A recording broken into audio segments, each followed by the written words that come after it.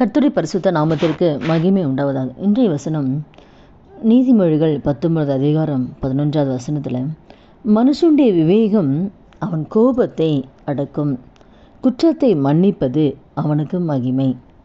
அப்போ ஒரு மனுஷனுடைய கோபம், விவேகம்தான் அவன் கோபத்தை அடக்கும். நம்ம மற்றவங்களுடைய குற்றத்தை மன்னிக்கிறது தான் அவங்களுக்கு மகிமையை கொண்டு வரும். நம்ம நிறைய பேர் என்ன பண்ணுறோன்னா, யாராவது ஒரு தப்பு செஞ்சுட்டா அதை மன்னிக்கவே மாட்டோம். அப்படி பண்ணிட்டாங்களே, அப்படி பேசிட்டாங்களே, அப்படி செஞ்சிட்டாங்களே, அது நமக்கு இருதயத்தில் இருந்துக்கிட்டே இருக்கும். அவங்க மேலே ஒரு கசப்பு, மேலே ஒரு கோபம் இருந்துக்கிட்டே இருக்கும். அதை மன்னிக்கக்கூடிய இருதயமே அவங்களுக்கு கிடையாது. அப்போ விவேகம் நமக்கு அந்த விவேகம், நமக்கு மனுஷனுடைய விவேகம் தான் அவன் கோபத்தையே அடக்கும். அப்போ மற்றவங்களுடைய குற்றங்களை நம்ம மன்னிக்கும் போது அது நமக்கு மகிமையை கொண்டு வரும். தேவன் அதை தான் விரும்புகிறார். மத்தேயு 6:14 கூட, மனுஷனுடைய தப்பிதங்களை நீங்கள் அவர்களுக்கு மன்னித்தால் உங்கள் பரமபிதா உங்களுக்கும் மன்னிப்பார். மற்றவங்களுடைய குற்றத்தை நீங்கள் மன்னிச்சிங்கன்னா உங்கள் குற்றத்தை பிதா மன்னிப்பார். அப்போ நீங்கள் மற்றவங்களுடைய குற்றத்தை நீங்கள் மன்னிக்கலைன்னா உங்கள் குற்றத்தை கர்த்தர் மன்னிக்க மாட்டார்.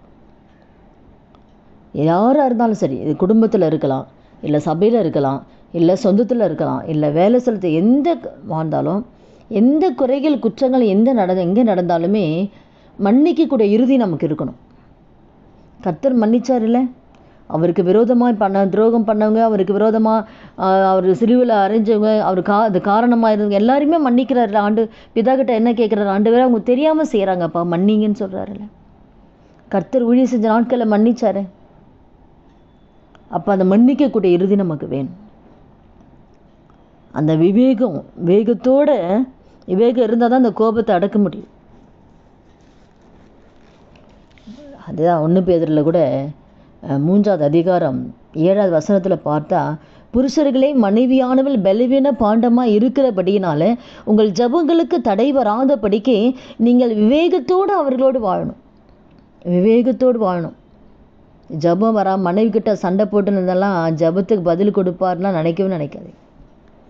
மனைவி கிட்ட சமாதானம் இல்லாமல் நீங்கள் என்ன ஜெபிச்சாலுமே அந்த ஜபத்துக்கு பலன் கிடையாது. உங்கள் ஜபங்களுக்கு தடை வராதபடிக்கு விவேகத்தோடு அவங்க கூட வாழணும், விட்டு கொடுத்து போகணும், அனுசரித்து போகணும். அதுதான் விவேகத்தோடு வாழணும். எல்லாரும் தவறு செய்வாங்க. ஒருவர் குறைகளை ஒருவர் மன்னிக்கணும். ஒருவருக்கு மனைவி தவறு செய்யும்போது அது தெரியாமல் பண்ணிட்டாங்கப்பா, மன்னிக்கக்கூடிய இருதயம் கணவனுக்கு இருக்கணும். கணவன் ஒரு தவறு செய்யும் போது தெரியாமல் பண்ணிட்டாங்க, மன்னிக்கக்கூடிய இருதயம் மனைவிக்கும் இருக்கணும். சில நாளில் கூட விவேகத்தோடு, அதான் விவேகம் இருந்தால் கோபத்தை அடக்குமா. குடும்பத்தில் ஒரு பிரச்சனை வருது, கோபப்படுற சூழ்நிலை உடனே என்ன பண்ணோம், விவேகத்தோடு அந்த கோபத்தை அடக்கணும். ஃபஸ்ட்டு கோபத்தை அடக்கணும். நம்ம கோபப்பட்ட அப்புறம் பாவமே செய்கிறோம். கோபம் வந்தால் ஆட்டோமேட்டிக்காக பேசுகிறோம், என்ன பேசுகிறோம் நமக்கே தெரியாது. சில பேரெல்லாம் பார்த்தீங்கன்னா கோபம் வந்தால் அவங்க என்ன பேசுகிறாங்க அவங்களுக்கே தெரியாது.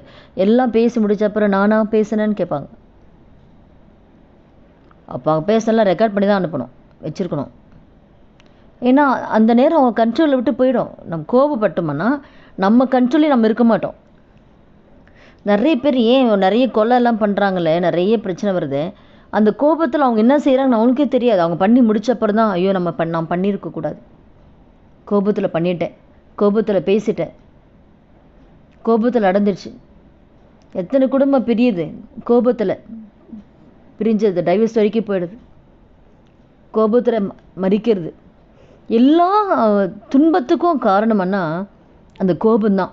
அந்த கோபத்தில் தான் அடுத்தடுத்த விளைவுகள், அடுத்தடுத்த பாவங்களை நம்ம செய்கிறோம்.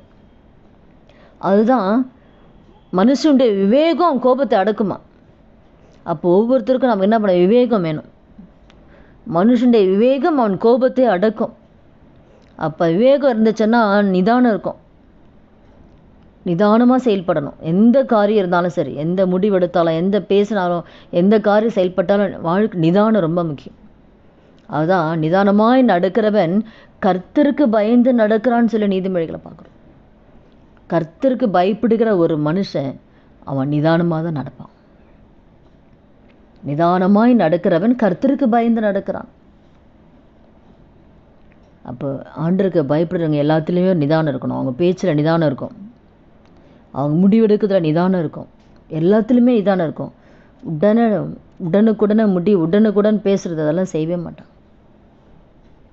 வசனம் தான் சொல்லுது, நிதானமாக நடந்தால் கர்த்தருக்கு பயந்து நடக்கிறது தான் நிதானமாக நடப்பான்னு வசனம் சொல்லுது.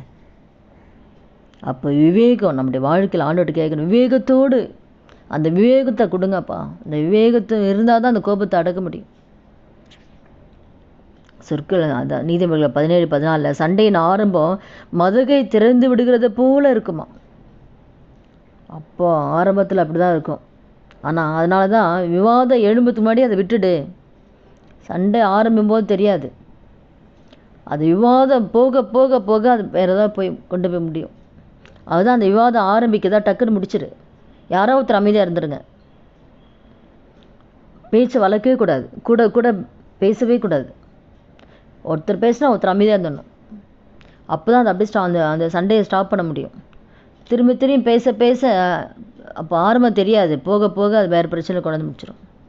அதுதான் விவாதம் எழும்புறதுக்கு முன்னாடி அதை விட்டுடு. நம்ம கோபுரதம்னா புத்தீனமான காரியம் நம்ம செய்வோம். அதான் நீதிமொழிகள் 14:29 முற்கோபியோ புத்தீனத்தை விளங்கப்படும். புத்தீனமான காரியத்தை நம்ம செஞ்சுருவோம். கோபத்தில் என்ன பண்ண தெரியாமல் புத்தீனமாக பண்ணிடுவோம்.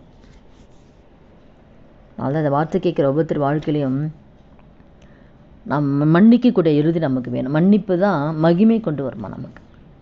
இந்த நாளில் கூட விவேகத்தோடு நம்ம வாழணும். ஆண்டவர்கிட்ட நம்ம கேட்கணும், ஆண்டவரே விவேகத்தோடு வாழணும். நம்ம மற்றவங்கள்ட்ட செய்கிறது எல்லாத்துலேயுமே நம்ம விவேகத்தோடு நம்ம வாழணும். அந்த விவேகம் இருந்தால் தான் கோபத்தை அடக்க முடியும். இந்த வார்த்தை கேட்குற ஒவ்வொருத்தர் வாழ்க்கையிலையும் ஒவ்வொரு நாளுமே நிதானமாக நம்ம நடக்கணும். ஆண்டவருடைய சமூகத்தில் ஜெபிக்கிற எந்த காரியம் பேசினாலும் சரி, குடும்பத்தில் எங்கே போனாலும் நிதானமாய் விவேகத்தோடு நம்ம நடக்கும் பொழுது நிச்சயமாக அந்த இடத்துல எல்லா காரியத்துமே ஒரு சமாதானம் இருக்கும். குற்றத்தை மன்னிப்பது அவனுக்கு மகிமை வரும். அப்போ மன்னிக்கக்கூடிய இறுதி நமக்கு எப்பவுமே இருக்கணும். யார் என்ன தவறு செஞ்சாலும் தெரியாமல் செஞ்சுட்டாங்கப்பா, தெரியாமல் பேசிட்டாங்கப்பா, பரவாயில்ல. அப்போ அந்த இருதயத்தில் நமக்கு அதை மன்னிக்கக்கூடிய இறுதி இருந்தாவே மற்றவங்களோட குறை பெருசாக தெரியாது, மற்றவங்களுடைய குற்றம் பெருசாக தெரியாது. அதுதான் மகிமை கொண்டு வருமா அவனுக்கு. கர்த்தர் அதை ரொம்ப விரும்புவார். மற்ற குற்றத்தை நம்ம மன்னிச்சோம்னா நம்ம குற்றத்தையும் அவர் மன்னிச்சிருவார். நம்ம மன்னிக்காம மனசில் வச்சுக்கிட்டே இருந்தோம்னா நம்ம குற்றத்தையும் ஆண்டவர் மனசில் வச்சுக்கிட்டே இருப்பார். வசனம் சொல்லுது. நாளை இந்த வார்த்தை கேட்குற ஒவ்வொருத்தர் வாழ்க்கையிலையும் ஆண்டவரை விவேகத்தோடு வாழக்கூடிய கிருபை எனக்கு கொடுங்க ஆண்டவரன்னு ஜெபிக்கலாமா? ஒவ்வொரு நாளும் குடும்பத்திலும் சரி, எல்லா இடத்துலையுமே விவேகமாய் வாழணும் ஆண்டவரே. அந்த கிருபை கொடுங்க, மன்னிக்க கூட இருதயத்தை கொடுங்கன்னு சொல்லி ஜெபிக்கலாமா? துதிகள் மத்தியில் வாசம் செய்கிற நல்ல தகப்பனே, இயேசுவின் நாமத்தில் உடைய சமூகத்தில் வருகிற அந்த வார்த்தை கேட்குற ஒவ்வொருத்தர் வாழ்க்கையில் ஆண்டவரே அப்போ ஆமை துதிக்கிற ராஜா, விவேகத்தோடு வாழக்கூடிய கிருபை ஒவ்வொருவருக்கு கர்த்தர் கொடுங்க சப்பா. குற்றத்தை மன்னிக்கக்கூடிய அந்த ஒரு கிருபை, அந்த ஒரு இருதயத்தை தேவ ஆவியான ஒவ்வொருக்கு தரும்படி அவனுடைய கரத்தில் ஒப்பு கொடுக்குற ஆண்டவரே. அப்படியே நீ வருகிற நாட்களில் கர்த்தர் நடத்த போகிறீங்கப்பா. குடும்பத்தில் மனைவி கிட்ட விவேகத்தோடு வாழ எந்த காரியம் செய்தாலும் ஆண்டவரே விவேகத்தோடு நடக்கக்கூடிய கிருபை ஒவ்வொருத்தருக்கு கொடுத்து நடத்துங்க. அப்படியே செய்யப்போதுக்காக நன்றி ராஜா. இயேசுவின் நாமத்தில் ஜெபிக்கிறோம் நல்ல பிதாவே, ஆமேன். கர்த்தர் நாமத்துக்கு மகிமை உண்டாவதா.